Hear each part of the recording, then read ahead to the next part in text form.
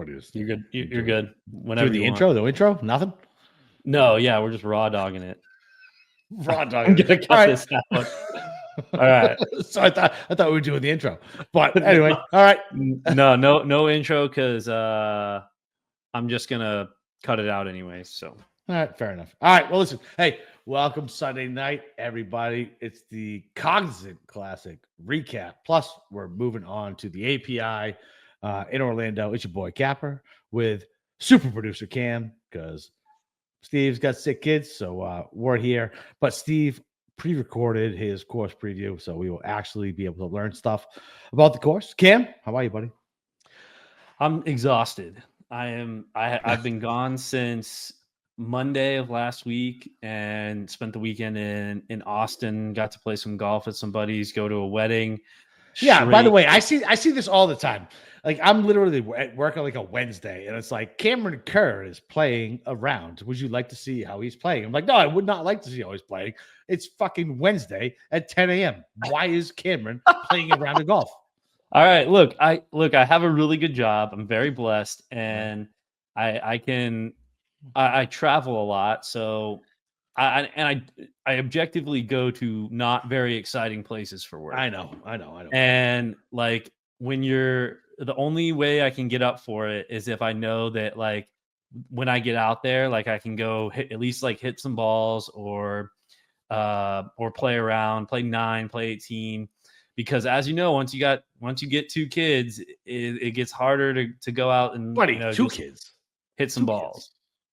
2 kids. I got 4 kids. 2 of them. Well, with one, I would just say, all right, like wife, watch this kid. I'm gonna go hit some balls real quick, and I'll be back. But now with 2, I'm like, I feel a lot worse about asking her to do that.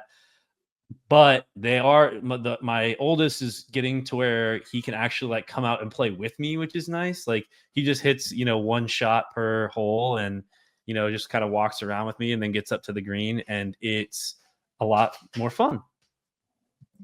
Yeah. So, sure. But yes. So yeah, I play in the middle of the week sometimes, and yeah, it's really the only way I can like get excited for going out to BFE Texas Panhandle or something like that. So, well, that and the money that you go out there to make.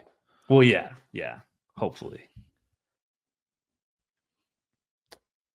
Nice. How's your weekend, man? Did you do good? Like, do you like the tournament? I played a pretty good round on Saturday. I like the tournament. I like this tournament a lot. No. Oh, you played a good round. No, how do you feel about the actual round that we all watched? Well, I had Jake Knapp. Oh, gross. Why'd you have Knapp? Exactly that reason. Like it just felt like a good bounce back point. Like everyone was kind of on him last week. He barely made the cut, like shouldn't have made the cut or whatever. Yeah. And okay. I mean, he was still playing well. Like people were, right to be on him last week. They just kind of hopped off too early. And I was on my way back here to my house, and I'm listening on like while I'm driving. I have it on the audio on in the background. And so I didn't get to see like how submerged his ball was on. I think it was like in the water. No, it was I know exactly. It was it wasn't 15. It was 12. I think. Yeah, I think it was 12. Yeah. I couldn't watch it, so I don't really know. So how was it like all the way under the water? Like I couldn't tell. So Billy Ho almost had the same exact situation. Yeah. So literally almost the same exact thing. I was watching with my boy and I was like, yo, Pete, this is exactly what Billy Ho did. Yeah, and then he hit it. It was so bad. It came back down. And after the second time, it was actually a better lie than the first time. Then he still stuck it in the rough, which is fine. Like it helped me out a great deal. I had no doubt. Yeah. So after that, I was like, well, and I mean, Joe Highsmith was just on. Like, amazing. Even the announcers were like, dude, this kid cannot miss. And I was like, yeah, this is absolutely over. Yeah, it was so what's funny is Knapp, man, like it's a guy I should want to root for, but for whatever reason, I don't. I don't know. Like, I hate all these country club assholes for the most part, and Knapp is definitely not one of those kids. I just don't know why I don't like him. Like, I think it's because of how I've seen him hit his irons, and now all of a sudden he's hitting them good. I don't know. Maybe I get on the train, but listen, good for Knapp. We had a good tournament. We had 59 on front, hung on as long as he could, still top 5. So good for Knapp. Yeah. I mean, okay. So they said something that shocked me too, and this might be stupid. Like, everyone might know this. How old do you think he is? What is he, like 30, right? No, he's like I think he's like almost 38 or something that they said. Oh, so he's my age? Yeah. No, let me look up. I'm gonna look this up on he is not 38, dude. He is not 38. Oh, okay. Maybe I heard them talking about someone else. You're right. He's my age. Okay, that's what I thought. And I heard them say he was like 38, and I'm like, what? There's no way. But it's so funny. You see like, so there's like these what are they called, vignettes of him like working out, and his legs are like twigs, and all he's doing is the vanity muscles, nothing but fucking biceps, nothing but biceps. And look, I'm a fat fuck now, but when I was a firefighter, like, listen, those biceps don't mean shit. Like, listen, you gotta get that core right, you get those legs strong. Like, that's like real strength. That's where you come from. Yeah, So, I mean, his swing is just so fun to watch too. Like, I could just watch it all day, and that's what I'm working on in my swing. Actually, is just like no one fucking cares, Cam. Not using my upper body, like, and trying to get my swing like his. Like, everyone should try and model his swing. It's just so smooth. Okay, I want you to break down your lineup. Can you? So for those of you who don't know, our esteemed colleague Boston Capper has won the $100 single entry on DraftKings this week. Sorry. Heck yeah! Like, yes, let's go. My wife is very excited. Andy immediately texted us and was like, Chris, I didn't know you won the $100 single entry. That's been like my white whale. Like, we actually have beef now. Yeah, exactly. So go through it, kind of give your thoughts on why you chose those guys, and kind of go through them all, whether it was like ownership, why you, or you just kind of like their form, or you like their course fit, like what? Yeah, so I mean, I initially I knew I was fading Berger 100%. Yeah, absolutely. Yeah, but I mean, look, that wasn't necessarily the right decision. Like, he was great. You know what I mean? Like, it allowed me to do more. But I don't even remember what my lineup is. So I had Straka. Yeah, can you pull it up and read it off? I tried to find it real quick, but I couldn't find it. I thought you'd be able to do that. Now I have to do that. So I know I had Straka. Okay, start Henley. So yeah, that's what I did. So I basically faded Berger, and who was the other chalk? Billy Ho. No, it's fine. No, different category. It's fine. Either way, so I decided to just no Berger, and look, I liked Henley. He's a gutless loser, but he was always going to show up here, and look, he had a shot, as he always did. So I took him. I took Straka. I thought he was going to be lower owned, and I feel like he ended up being way higher owned than the other people that we thought. What was he at? He ended up being like 30%. In the single entry. Yeah. And I think we were projecting him at like 18 to 20. Yeah. Right. So like M was like the pivot move up there. I did not do that in the single entry. I did that in a bunch of others, but not in the single entry. And so then I took Billy Ho just because Florida plays good. JJ Spawn. Look, he was coming good, has a decent course history here, played well. You guys talked him up on the Tuesday show too. Yeah, Steve really sold me on fucking JJ Spawn. Yeah, I bet him too. Yeah, and so he was like 7,800, 7,700. So he was right there around some players where I think he got about like 7%. I was like, okay, great, like good leverage spot, looked great. And then I took Sam Ryder, like I always take. Like, that's my guy, Sam Ryder. Somehow he fucking made the cut. He sucked balls. Through the weekend, but listen, he made it. Listen, I can't complain, right? Like, I can't complain. He got me on Thursday. He was like 7 under through like 9. Yeah, I'm aware. Yeah. And that's why I was like, I hope to Christ he makes the cut. And he barely fucking made the cut. Made the cut. Yeah. It's like the So I opposite had of Joe Highsmith. right. Well, no, that's not no. So Highsmith almost fucking didn't make the cut either. Yeah, that's what I'm Fucking saying. Like he made the cut barely on the made the fucking cut and then ended up it was a winning. And fucking Sam Ryder nightmare. started off at the top and then dropped down. Yep. It was exactly right. Crazy. Yeah, just me screaming in the Discord, like, I can't believe. So all of a sudden, Ryder would be fine, and then Highsmith would fucking shoot a double bogey, and I'm like, God damn it, he's not even gonna make the weekend. And then I wake up on Saturday morning, and I'm like, oh, this motherfucker shot 7 under. Let's go, And then as the days going by, so I'm at my boy Pete's house, and to make my wife like get into golf, I'm like, all right, you will get XYZ. Yeah. If this person wins, right? So she's rooting for Russell Henley, and all of a sudden she's like, "Why don't you care about Russell Henley anymore?" I'm like, "Because I don't give a fuck about Russell Henley anymore." Yeah. Based on what's gonna what's gonna Joe to happen keep going on off. Listen, I don't care about my outright anymore. My outright is nothing compared to what I'm just about to win. I can win. It's ended up winning like 13 grand total, right? With with all the other shit, right? So either that or like 1,500. Give me the 13 grand. Yeah, yeah.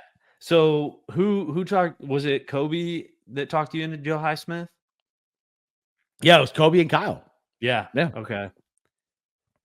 Because I had been on him before, I think 2 weeks ago. Based on like just the stuff I saw on, because listen, like everybody else knows, like, listen, man, you don't see these guys swing the club, right? Like we pretend we swing it, but you look at these things, you're like, oh, I know this guy. You don't know this guy. You've seen him swing the club five times, maybe, right? So, I think, Kyle and Kobe absolutely fucking swung me for him, and obviously it worked out great for me. Yeah. Well, sweet. Well, Steve is, and that's why you should get into the Discord, and that's why you should be an insider. I mean, the Wednesday night show, I don't make any of my lineups until I'm done listening to Kobe and Kyle and Rishi. My God, Rishi, super shot. I mean, how much money did he just made me on tennis in the last week? Yeah. I'm in a text chain with him and Andy, and it's just like, he sends me like tickets just to share on like Twitter. And I swear, like every single day he's like texting me something. And I'm like, look, man, like I gotta like space our content out a little. Like I can't tweet something every day about tennis. Yeah, you can. You can. You absolutely. I know. Yeah, we're working on it. Unbelievably sharp guys. Unbelievably sharp. Unbelievably sharp people. How can we make like a tennis Twitter? Like, how can we get that going? I'm like, dude, that is degenerate Twitter. It already exists. Golf Twitter is already degenerate Twitter. Yeah, it's right there. Yeah, it's like that and Korean baseball. Oh man, that was good in the pandemic. Yep. Anything else about the Cognizant? No, fucking great weekend. Can't believe, man, I can't believe Highsmith won. And I know a bunch of gutless losers, just gutless losers. Henley, I know, all these guys, just gutless fucking losers, and that's what they are. They're just gutless losers, and that's why you shouldn't bet on them. I swear, like, I mean, I've had sweats and probably 4 or 5 tournaments this year, and they've just all not panned out. It's been not fun. And just watching Jake like decide to hit that out of the water. Oh my God, that was the worst decision. Yeah, I guarantee you. Like, I mean, they were talking about it on the broadcast. They're like, if Bones was like, if I'm his caddy, I'm telling him to go back to the fairway. And if he would have, like, I mean, there's a good chance he would have. He's in a playoff. Walked out with bogey, and then, I don't know if it would have made a difference. No, he's in a playoff. He's in a playoff. You think so? Yes. He went from 2 over to or 3 over to 1. Like, yeah, absolutely playoff time. And he plays all the holes after that differently, right? Instead of doing hero ball on the way in, like it absolutely changes everything. Yeah. All right. Well, so Steve is we're gonna take a short break. Steve is going to do his normal course preview with his PowerPoint and everything. So if you're on the YouTube, make sure you're watching on YouTube at Inside Sports Network on YouTube. And don't forget to like and subscribe. Like and subscribe. You can see his entire course breakdown there. But he will also go over it, via podcast too. And then we will be back to break us out, and we're on to the API. Well, hey, everybody. Just me right now. Steve Shermer here of Hold the Green Podcast. So let's give a little bit of context about why, A, I'm not in my usual recording studio, and B, why I'm not in Florida, as I said I was going to be on last Tuesday's show. Well, we woke up yesterday, and it was about an hour and a half before the flight, and my daughter was sick. She had a fever, and we didn't sleep all night. She was awake from about 9 to 2 a.m., and finally, I talked to my wife and said, you know what? We're going to make the executive decision. She should not be going on a flight right now. I already went to Florida in January. Why don't you take the kid and go down? So she's been pretty sick the last couple of days. Going to be honest, I don't know if I'm going to make it for tonight's show, but I just got her to nap, found some really good medicine at the store that hopefully is going to knock her out. I don't know how much time I have right now, but what I wanted to do was I wanted to pre-record something, the course preview stuff. Typical stuff you have. I got the PowerPoint ready, got all the tables. I got some Google Earth stuff that I want to show you guys about Bay Hill. This is a big event. I'm very excited about it. And I feel like I would be not doing the audience a little bit of a disservice. I'd be doing them a disservice by not going over this, because this is always a fun tournament. I personally don't think this golf course is very well designed, but this always breeds very exciting tournaments because of the course conditions usually. So again, I don't know how much time I have. She's napping. I'm literally dealing with a ticking time bomb at this point. Why don't we just get into Bay Hill and everything to know about it? So let's fire up the PowerPoint right here. Here is, I believe, number 6. This is the Arnold Palmer Invitational 2025 preview. This is, once again, we're dealing with another tournament that has a lot of hype and a lot of excitement behind it, mostly because we're really used to it being very difficult. It is one of the most difficult tournaments of the entire year. It's one of the most toughest tournaments and toughest golf courses on the entire PGA Tour. I'll go through the stats, and it usually delivers, especially the last 5 years. There's been at least 2-3 rounds, a tournament where just absolute insanity, car crashes, and it always lives up to the billing. There's been a lot of really great moments here too, as far as, types of shots that guys have pulled off. It just is a very stern, tough test. And while I'll show you some of the holes, I personally think some of the design of it is, kind of lacking as far as creativity. That we'll go through in a little bit. The shots that this golf course asks you to hit, it separates the men from the boys. And we've seen it in past winners, Bryson, Scotty Scheffler twice. We see all these guys who are just the best ball strikers we generally think of on the PGA Tour doing very well here. So while we get right to it, here's the course notes. So this is designed by Dick Wilson in 1961. So just give a little bit of a background about Bay Hill. So this was the site of a orange orchard. They were growing oranges at this on this piece of property. Well, it was infertile. They had a lot of trouble growing fruit. So I think in the 50s or 60s, a group from Nashville ended up buying this site, and they turned it into a golf course. They hired Dick Wilson, and they started hosting some tournaments there. Now, over the years, Arnold Palmer used to come to this tournament, and he just fell in love with the golf course, fell in love with the area. And so I think in the 80s, he ended up buying this property, and this is now, his golf course, his tournament. Over the years, he started tweaking it. He did a big renovation back in 2009, but there's been some other changes that have been done over the last couple of years. Notably, in 2020, they narrowed the fairways a lot. I think they weren't happy that Rory McIlroy just completely overran this place in 2019. So they narrowed the fairways, and we joke a lot about how a course might be U.S. Open conditions. That term is just thrown out there a lot.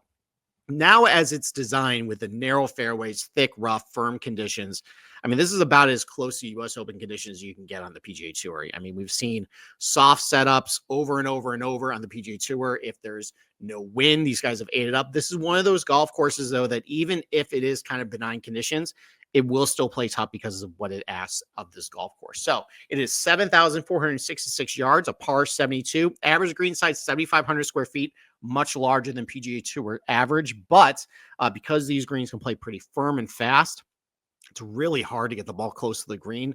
So even though it is big, they play a lot smaller just because of how firm and large these greens can be. Average fairway width side, 20 to 30 yards. Again, like I mentioned, in 2020, they narrowed the fairways a lot. I'll show you a couple pictures in a little bit to show you how narrow some of these fairways can be. The agronomy. Now, last week, there was a large pushback about the overseeding of PGA National. Look, in hindsight, I'll say this. It is pretty egregious to overseed a South Florida golf course this time of year. You can actually see the Bermuda starting to pop up in the rough. You can see the multicolors and greens there. So the fact they decided to actually overseed the fairways at PGA National, pretty egregious. I don't like that at all. But this has always been overseeded. So don't be alarmed and think that this is just a new trend of the PGA Tour, just making everything really difficult really easy with the overseed. This has always been overseeded, except for 1 year, which I'll tell you about in a little bit. So ryegrass overseed in the fairways and the rough. It's 3-inch ryegrass rough, but they put down a lot of fertilizer. It's very thick, this rough. So even though it's not the 4.5 we might think of, this is still pretty thick rough that these guys have a lot of trouble dealing with. 3-inch ryegrass overseeded rough. The collars, though, Celebration Bermuda grass, that is not going to be overseeded. That's like the fringes. And then the greens, we're dealing with Tip Eagle Bermuda again.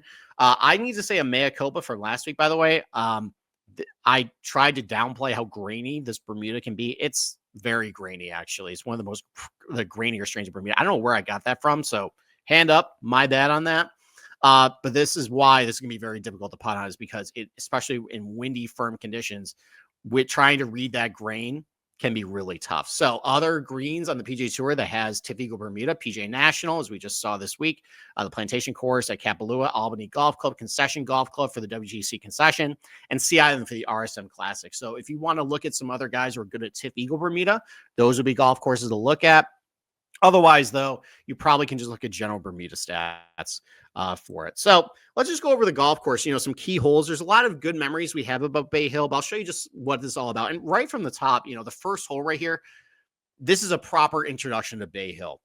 It's 461 yards, narrow fairway. It's kind of hard to see with this Google Earth imagery because the shades of Bermuda is a little difficult, but this is about a 25-yard wide fairway right before the bunkers. Ball next about 20.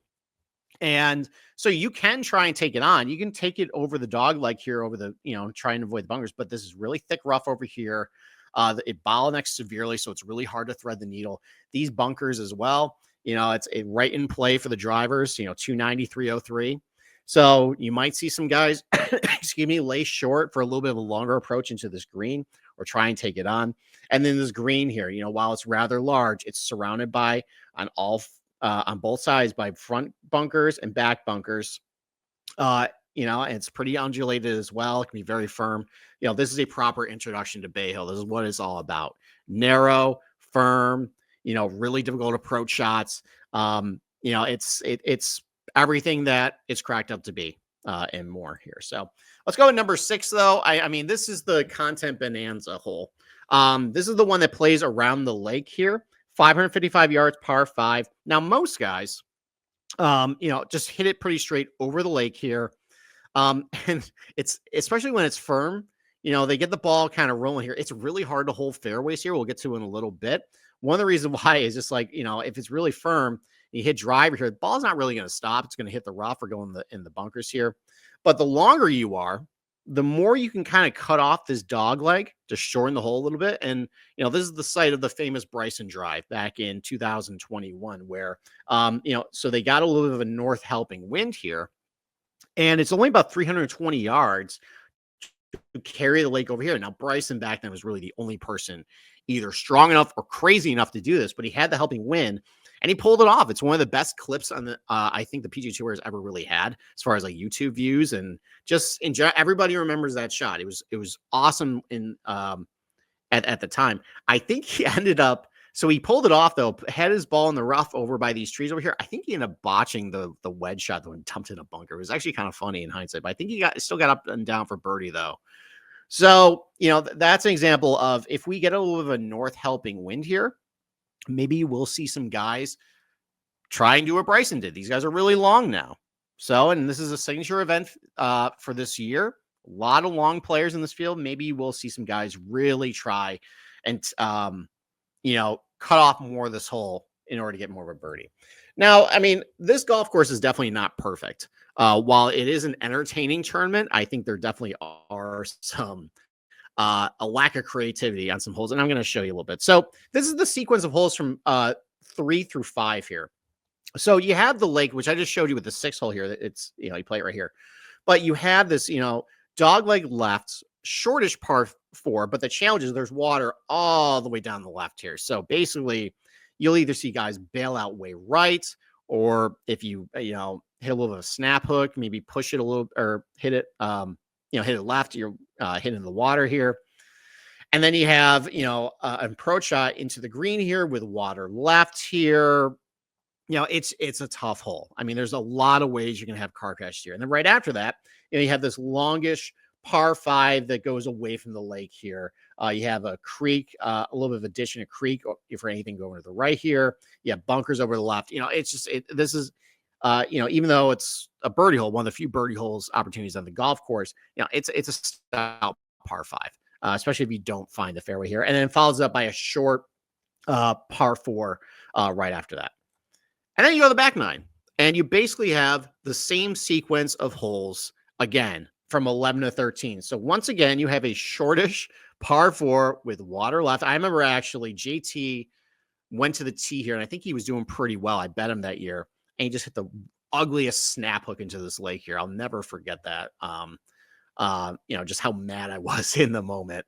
But this happened on this hole. It's essentially the same hole as number 3 on the front 9. And then again, you have a longish, similarly length par 5 that goes away from the lake at that point.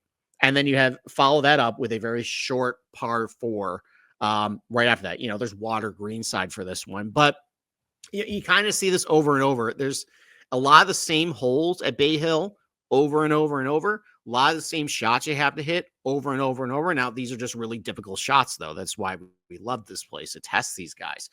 But as far as like actual creativity and design, I mean, there's really not much to it. It's kind of like, it's basically like PGA National on steroids this week, where just avoid the water, keep the ball in front of you. Everything's really straightforward, but there's a lot of trouble to be had if you're just really sloppy with the ball striking. We'll get to the stats in a little bit. That's why it's one of the, hardest golf courses on the PGA Tour. But, this is an example where front 9, back 9, a lot of the same holes over and over, a lot of the same shots you're going to see over and over, but that's why we love it here. And you can kind of see it also with the par 3s here. I have all 4 par 3s. They're all about 200 yards. It's just, again, there's not a diversity of shots, especially with these par 3s you got to hit. There's no short par 3s, no longer par 3s. It's all just, can you hit a long iron into a firm green, with some thick rough and some really tricky bunkers that we'll get to. I'll talk about in a little bit. There's a lot of guys who complain about the bunkers here, and you don't really want to find yourself in one of these things. But again, just over and over and over, just a lack of creativity and differentiating types of shots you got to hit, at Bay Hill. But for that lack of it, I think the closing stretch at Bay Hill, and one of the reasons why we love it, is it's pretty thrilling. There's definitely some good, memorable holes down the stretch here. Starting with number 15, this is the one that is you tee off across the street here, and you got to hit over the hedges. And, you have this fairway that runs out about 280 or so. Well, if the fairway's really firm, there is absolutely no way you can really hold this fairway. Everything's basically just going to bound off into the rough. This is one of the tougher holes to actually keep the ball in the fairway. So you can either see guys just kind of bomb it as far as they can down the hole here, and usually they end up in this rough right around here. Or you also have out of bounds all the way to the right here. So that's also very tilting too. Like you have all this room to kind of just hit it way left and still kind of recover. And then you just have all, you have out of bounds right. And if you're somehow in the rough over here, it's a really long approach. Like you're not getting to the green, not with like that thicker ryegrass scrub that you're trying to hit out of at that point. You can't really bounce the ball up to the front here. It's probably just going to let, if you're in the rough over to the left, you're probably just going to have one of these bunkers, or you're going to have to just try and get in the apron down here. I mean, it's a stout par 4. It's borderline unfair if it's playing really firm. But that it's a fun hole down the closing stretch. It's one where if you're sweating a guy, you got to hold on tight. Really hope he doesn't screw this up. 16 though, here's a birdie opportunity, especially when the wind is coming from the north here. But again, it's a very difficult fairway to find. You have 2 fairway bunkers left and right that really narrow the driving zone there. You have water short. If you end up finding yourself in one of these bunkers, you're not getting home in 2. You're probably just laying up to wedge over here. Even so, though, even for this long par approach shot in, there's a lot of danger around. You got water short. I've even seen guys like hit water way right here if they really want to bail out. This is a firm undulating green too. So birdie's not a guarantee, but it is one of the lone birdie opportunities at this golf course here. 17 though. So we got to talk about this a little bit. This is a very stout par 3. So we turn back in. I just mentioned that north wind. Well, 17, 18. One of the reasons why these 2 holes are one of the toughest closing stretches in all of golf and in all the PGA Tour is when you get this big north wind here, it's so hard to hit long approach shots in, which is what these next 2 holes are going to command. And you got water rights. You have this, you used to have this big bunker protecting the green here into a very firm green. It's just a very intimidating shot. And that's what we want to see these guys do. We want to see these guys challenge and be intimidated. And number 17 here, long par 3 over water, definitely delivers. Now, in 2025, though, see this bunker right here that I'm circling? So they actually removed that front bunker. And it's now just a grassy bank. Now, I have not seen a picture of what it looked. Actually, that's not true. Somebody in Discord, I think Mexico, did post what it looks like. I think they ended up taking the water and sending it out here, and then the base of the face of the front bunker here is now grass.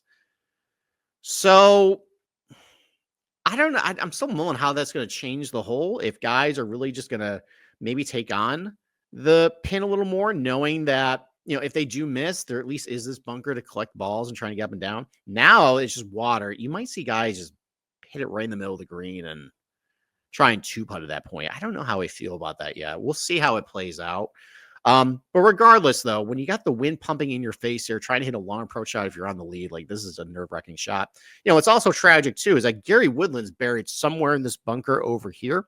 I think in 2022, I want to say, he was tied for the lead, I think, or leading heading in 17, and his ball plugged in this bunker. We'll talk about the bunkers in a little bit, but it's very easy to plug your balls in this bunker in bunkers at Bay Hill for whatever reason. I think he ended up doubling the hole, lost the tournament. Just typical letting people down when when you bet Gary Woodland there. But number 17, very tough hole, and then number 18 here. I got the Google Earth overhead here. I also have just what it looks like from the green here. Just a very tough final hole here, especially when it plays into a north wind. It's about 320 yards into the water down the right here. It bottlenecks about 10 yards.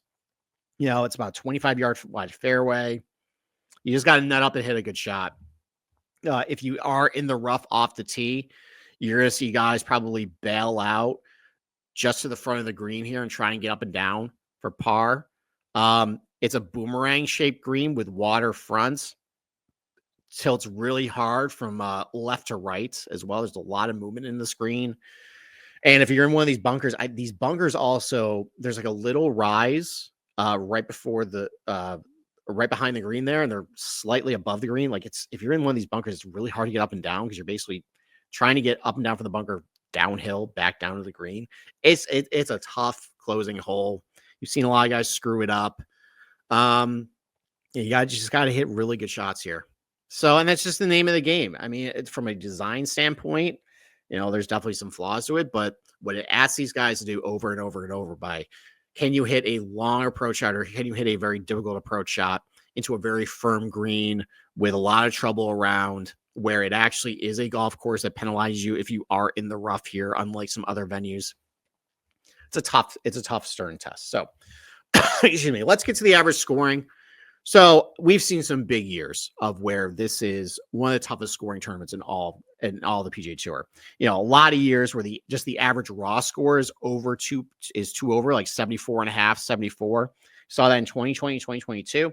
But then you also saw a couple years where the raw score wasn't as difficult. In 2023, 2024, you might have seen some rain soften up a little bit. You might have seen some days where there wasn't a lot of wind. But, this is usually a tournament where it's a very strong field. So that also helps some of the raw scores. Better players generally are going to shoot lower scores, especially when you have better ball strikers here. So that's why you saw guys didn't quite see where scoring we're used to. It's only played about 0.4 over par last year. But when you adjust it for the average field, though, it's still about a stroke and a quarter over par. One of the tougher PGA Tour golf courses, 6th toughest last year. And that includes the major venues, too. But routinely, though, this is top 10 in toughest scoring every single year, just depending on what some type of weather conditions. And actually, you know what? I'm going to start including this table now. I think it helps. I've been doing pretty well at some of the round scores and posting them in the Discord, and actually doing this exercise of looking at what wind did and to the different courses that day, or did to the course that day, helps kind of gauge what the average score is probably going to be any given day at this golf course. So I'm going to start doing this. So we've seen some big wind rounds here. In 2020, 2 out of 4 days played over 20 miles per hour for peak wind or double digits. You can see, the weekend of 2020, when the course really dried out and they started doing some tougher pin positions and the wind was pumping. I mean, +4 scoring average on Saturday of round 3, +3 in round 4. You saw some big Sunday rounds in 2021, 2022, +3.5 was the average score in round 4 of those days. Just when the wind gets pumping, it can play so difficult, and because the course dries out and it's so difficult to get up and down, especially from the rough too. I see over and over, either chip shots or guys trying to hack out with an iron out of this ryegrass rough. And they just can't stop the ball. They just can't stop on the green. The ball just rolls, yards and feet past the hole every single time. This is one of the golf courses where yes, we think about distance is a big key here. We'll get to a little bit, but you really got to keep in the fairway, because you really don't stand much of a chance, especially when it's firmer, to get the ball anywhere close to the pin out of the rough here. But you've also seen some days too where if the wind calms down, only like for example, in 2024, average wind about 6 miles per hour that day, peak wind 14, and played under par that day. It seems like a general trend is in round 1, maybe some easier pin positions that kind of introduce these guys to Bay Hill. Even though you've had some big wind in a couple of these years, hasn't played too crazy over par, but it seems like just as the tournament goes on and on, it toughens up. It's actually kind of reminds me a little bit. I know we joke about U.S. Open conditions, but it kind of reminds me of a U.S. Open where, we've seen the trend of U.S. Open kind of introduces these guys to the golf course. They don't set up too crazy pins. And then just as the tournament progresses and progresses, it's tougher and tougher. And you're just, separating the wheat from the chaff at that point. And you kind of see that here. It gets the tournament. If you follow kind of, on this table here, where the progression of scores from round 1 to round 4, you can notice it gets tougher and tougher and tougher after each day. And especially once we get some big wins over the weekend, then it plays brutally tough. That's really what we're here for, just the entertainment factor at that point and sweat and bets. But yeah, I would probably say it's the most tough when there's a north wind at this golf course. I think there's more holes, more difficult holes that when you're playing to a north wind are play a lot tougher than a south wind. But a lot of the holes at Bay Hill go either north-south or south-north. So if you get a stiff south wind or a stiff north wind, I mean, yeah, it's still going to play pretty difficult. I just think 17, 18, once you get that big north wind, usually a little bit cooler temperatures are prevalent with a north wind. It's just so hard to play 17, 18. You really can just screw up that tournament pretty easily. I think 14 also plays from a south to north direction as well. So if you have a big north wind, that'll up the difficulty too. But in general, though, if it's really windy, expect big score, especially over the weekend here. Now let's talk about strokes gained by difficulty. I may mention earlier that this is a big boy golf course. This is one that really elevates good ball striking in tournament. You can't really fake it. And you can see it right here. Every single year since 2020, it has been one of the 5 toughest off the tee and 5 toughest with approach shots in terms of difficulty and the ability to gain strokes on the field on the PGA Tour every single year. No surprise. You have fairways that can run pretty firm. They're incredibly difficult to hold. If you are just a little bit offline on your tee shot, it's probably going to go in the rough. It's very difficult to hold tee shots at this place. And you have really difficult approach shots too. Either there's water green side, or it's a long approach shot, or you hit into a firm green. There are a lot of factors in play at Bay Hill that really up the approach, the difficulty with the approach shots at this place. Around the green, that's kind of hit or miss. Some years it plays pretty easy. Some years it plays pretty difficult. It might be kind of because of firmness. Still trying to wrap my head around that. But when we get to the around the green stuff, I do have a comment about the bunkers I want to talk about.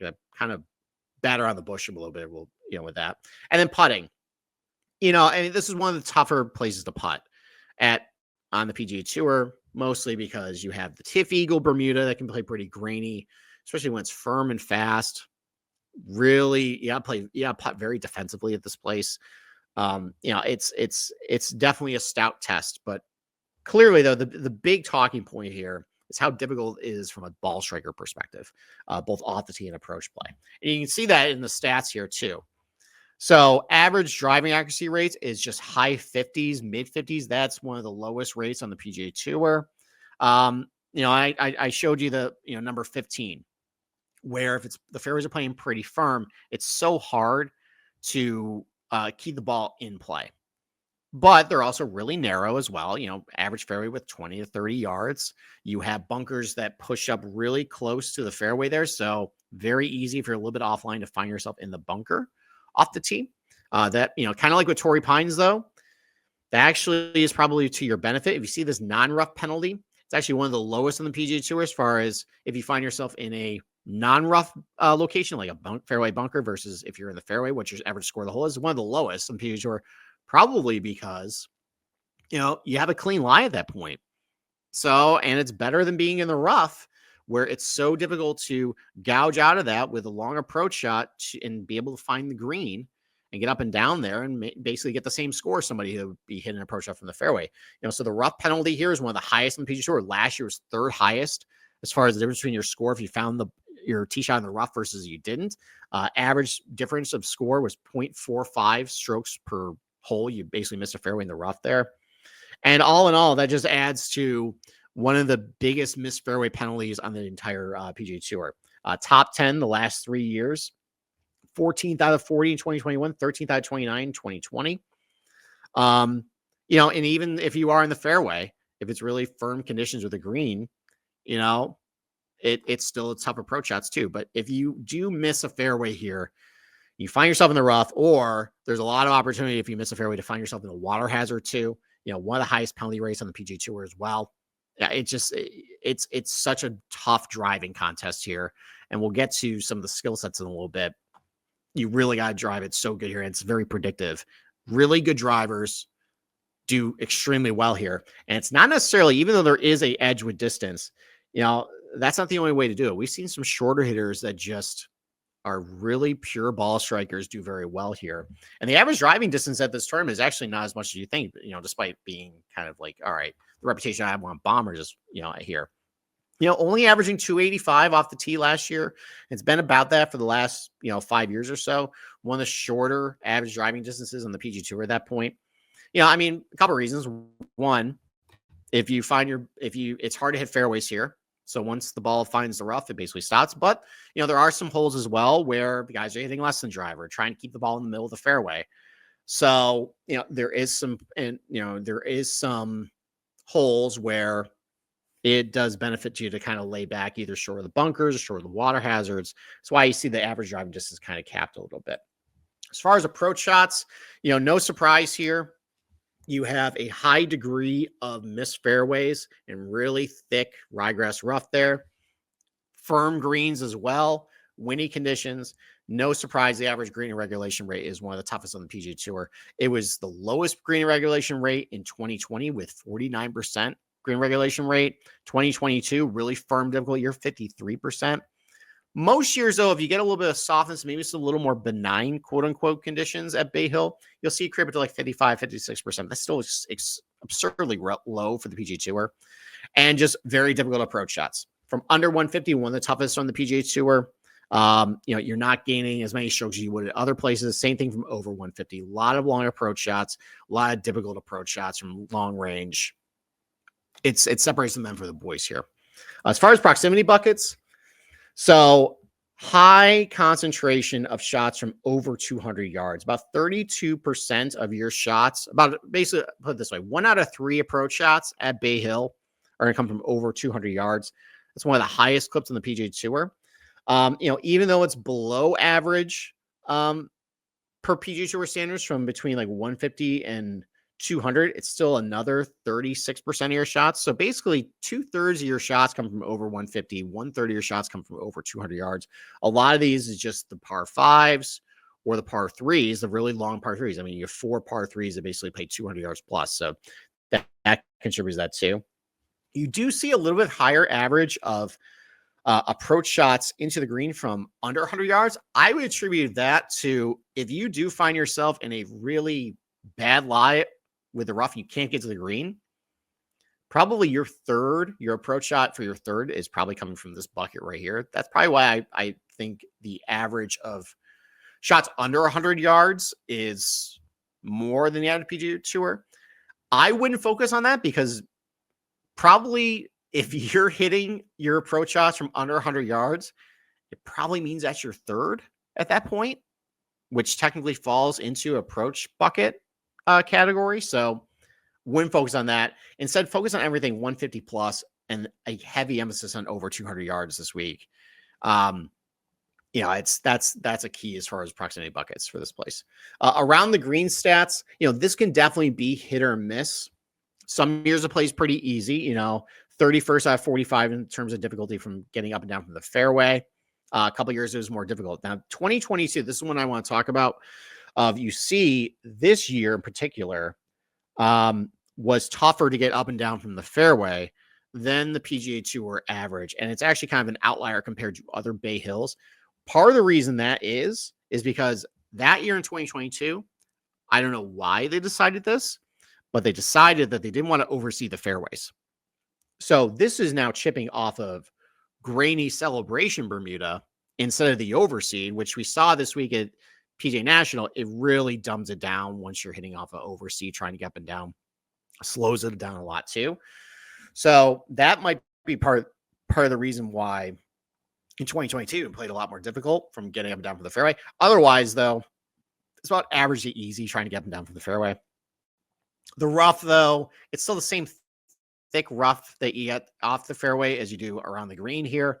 And if it's a really firm green as well, it's just so hard to stop the ball. And also, you kind of see that at this Memorial as well, where when you get this really thick ryegrass rough, there just is a lot of guesswork and luck that comes with it. You don't really know how well the ball is going to come out of it. It could come out dead. It could come out hot. You're kind of just hitting under it and hoping at that point. And that's part of the reason why I think it's so difficult to really either separate yourself if you're chipping out of the rough, or it's just difficult to gain strokes on the field because it's just a lot of guesswork and a lot of luck at that point. The bunkers, though, again, some years pretty easy, some years pretty difficult. I do want to say with the bunkers, though, is that for whatever reason, I see more plugged lies in bunkers at Bay Hill than anywhere else, I think, on the PGA Tour. I don't know if it's because there's too much sand in the bunkers. I don't know if it's the type of sand they're using. I know players have complained that these are terrible bunkers. I think Bryson actually was caught on camera on a hot mic saying these are the worst bunkers in the PGA Tour after I think he plugged a lie in there. It's got a point. I made reference to Gary Woodland earlier where he hit one directly into the face of the bunker on 17 and the ball literally just like impacted like it was an asteroid strike. You see that over and over and over here. So really do not like if your guy is gonna miss a green, like sometimes you root for a guy to hit it in the bunker. This is not one of those places. It is 50-50 at that point if they're going to get a plug lie or a good lie and not. And if it's a plug lie, just mark bogey on that point. Just if you bet on a golfer and they plug lie in here, just assume they're making bogey. Move on. And then putting. Obviously from over 15 feet, one of the toughest on the PGA Tour when you have really fast, dried out, grainy Bermuda greens, trying to two-putt from long range can be incredibly difficult here. You got to play very defensively, putting from that range. That's why you see it being very difficult conditions from putting from long range at Bay Hill. Fairly difficult from 5 to 15 feet. I think some of it might be wind related as well. Some years plays incredibly difficult from 5 to 15 feet. Some years kind of average, middle of the road. Same thing with less than 5 feet. So just overall, though, especially from long range, and there probably is a lot higher volume of if you hit a green here, it's coming from mostly long range. Just very tough putting conditions at Bay Hill overall. And then the last thing I'm going to leave you because I'm running out of time here, and I think I'm going to let Cam and Boston Capper go over past leaderboards and talk about that. Your correlated golf course is at Bay Hill. So number one per Data Golf actually is TBC Boston. That's also an Arnold Palmer design, by the way, where, I think the last we saw TB Boston, I think Dustin Johnson ran to 30 under, but it's an Arnold Palmer design. There's a lot of water hazards there. I know Scotty Scheffler did really well at TBC Boston the last time they played there, and he's a two-time winner here. Maybe there's a little bit of a crossover there. But some other places too, like Nicklaus Tournament Course, TBC Scottsdale, much easier places, but especially with Scottsdale, that can play pretty firm. There's a lot of penalty areas as well, like a lot of water and everything. So I can see that crossover. Oak Hill for the 2023 block party or the PGA Championship. Again, you have a long golf course with really thick ryegrass rough. That's a good comp course. Quail Hollow, Liberty National, a lot of water there. Wingfoot. Considering Bryson won there and won at Bay Hill, and when you get it really dry and firm conditions, I can definitely see a crossover there. Olympia Fields, remember that 2020 BMW that won by John Rahm over Dustin Johnson, where it was just really firm greens, really firm fairways. You could not hold a fairway. That's a great comp, as far as what you're expected at Bay Hill.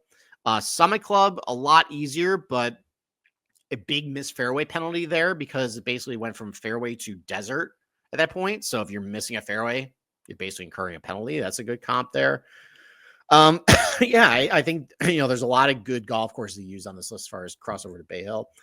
And then the course fit model. So what's predictive at Bay Hill? Driving is so predictive to success here. If you are a bad driver, if you consistently lose strokes to the field, either you're just really short and inaccurate, or you're just spraying it all over the place, you really are going to have a tough time at Bay Hill. It's a significantly above average. Distance is always very predictive of success in any golf course you go to. It's very predictive of success at Bay Hill because when you have very difficult to hit fairways, sometimes it just behooves you to just hit it as far as you can at that point. And guys who are the longest are really the only ones capable of even getting it close to the green or on the green from a bad ryegrass lie at that point. They can gouge out, they can get the ball pretty high, they can keep it on the green. But you also have an above average predictiveness in driving accuracy does well here. And just think about it. You got Corey Connors, who's done very well here. You've had Billy Horschel do very well here. Two very accurate players. You had Russell Henley last year do very well. You had Brian Harmon do very well. So if you get guys who get pretty hot with the driver and keep the ball in the fairway, obviously you saw when I went back to the off the tee slide that there's a big missed fairway penalty. Well, if you're hitting from the fairway a lot here, you can gain a lot of strokes in the field. The problem is who's going to be able to do that? It's not exactly the most predictive, but basically just guys who drive the ball so well, pure ball strikers, especially off the tee, do really well at Bay Hill because you're just setting yourself up for success right from the jump. You're not trying to play behind and, if you're missing fairways, booting all over the place, it can do very well. As far as predictive, as far as approach play, it's about average for the PGA Tour, but approach play is generally the most predictive on the entire PGA Tour as far as success. Around the green, significantly below average predictability. I think just because I kind of talked about when you got this really thick ryegrass rough and you're chipping back onto a really firm green, there's a lot of luck involved. You kind of guess where at that point, and these bunkers as well. Because of how often you see guys just plug in these bunkers, it doesn't matter how good of a scrambler you are, good you are out of a bunker. If it's plugged at that point. So I think that's why you see it is much more beneficial to be a great, even though there is a high green regulation miss percentage here compared to other PGA Tour golf courses. That's why ball striking is just so elevated, because there really is a lot of just randomness around the green at this place that it's hard to predict who's going to do well here. And then putting, though, obviously when you get to very firm, grainy, fast surfaces, sometimes you can see guys or tournaments where it just, everyone's playing defensive at this point, but, players who are pretty adept at fast surfaces and adept at fast Bermuda surfaces tend to be pretty predictive for success here. So that's one thing to look out to. All right. That's it. Get rid of this. That's the course preview. Cam can edit this into the podcast tonight, or he can just release this onto YouTube himself. Now we're going to hand it back to Boston Capper and Cam. They're going to talk about Bay Hill and what they think about the golf course, what they want to look at. So with that, thank you for accommodating this slight change in the schedule. My daughter successfully is still asleep, so big win for me. I will talk to you on Tuesday. Hopefully by then she's sleeping through the night and I don't have to hold her hand the entire time and her fever's gone and I can actually put her to bed, go out and give my picks for Bay Hill. So with that, thank you for watching. Let's throw it back over to Cam and Boston Capper. All right. Well, thank you. Twitterless and also non-involved Steve. We appreciate the breakdown for API. Listen, hopefully we can get it. Tough. Look, API is always tough. Let's hope it plays firm and fast. And lots of madness. And we'll be able to talk to Steve a little bit more. I'll pick his brain a little bit more on his preview. And other than that, listen, we're in the Florida swing. I already got a bunch of people hitting me up. Let me know if you guys are coming up for TPC, Sawgrass, and we'll figure it out. We get beers. We'll go play golf, whatever you guys want to do. Let me know. And listen, it's the Florida swing. We're getting into the good stuff. I got De Niro behind me. I got Poppy behind me. I'm starting to get some stuff good. What do you got, Cam? Anything? No, man. Like and subscribe on the YouTube. Join us at InsideSportsNetwork.com. And let's get our first. I'm gonna get my first outright this weekend. I know. Come on, let's go. I'm right there. Right there. My guys just haven't brought it home. That's it. All right. So we'll pull for you on API outright. Let's go. Horseshoes and hand grenades. That's it. Let's go. No more horseshoes and hand grenades. Let's go, and we'll talk to you guys Tuesday on the betting show. Let's go.